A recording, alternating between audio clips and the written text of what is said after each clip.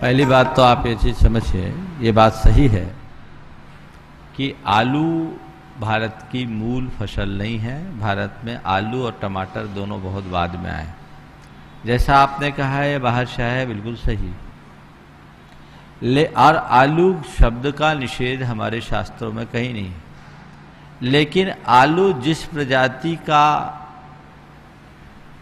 की फसल है उसका हमारे शास्त्रों में निषेध है, वो विधान है।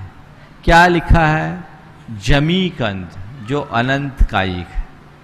आलू में वो सब बातें दृष्टिगोचर होती है।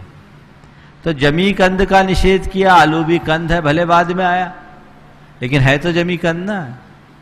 तो जब जमीकंद का निषेध कर दिया, आलू कंद है कि नहीं है? जमीकंद है कि नहीं? तो जमीकंद है तो कैसे खाने योग्य होगा? वो कतई खाने योग्य नहीं। इस पर काफ़ी माइक्रोस्कोपिक प्रयोग भी हुए और उसमें पाया गया कि आलू के अंदर बहुत सूक्ष्म जीव होते हैं। मुझे किसी ने बताया था अहमदाबाद की एक लेबोरेटरी में इस पर काफ़ी रिसर्च हुआ है, शायद आप लोगों को इंटरनेट में उपलब्ध भी हो जाए। तो ये बताया है कि आलू में भी बहुत जीव है, इसलिए आलू नहीं खाना चाहिए।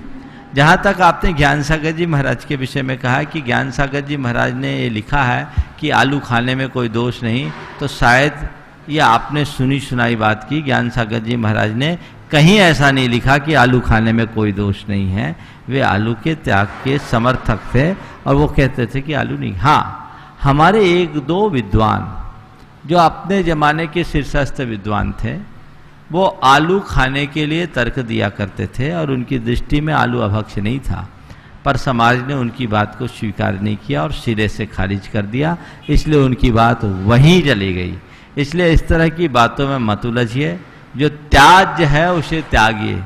और आलू जमीकंद होने के नाते नहीं, अपने सेहत के नाते भी हरी सब्जियां खाइए, जिंदगी को हरी भरी रखिए, हल्की फुल्की बनाइए। आलू खाएंगे आलू जैसे हो जाएंगे, इसलिए इससे अपने आप को बचाइए।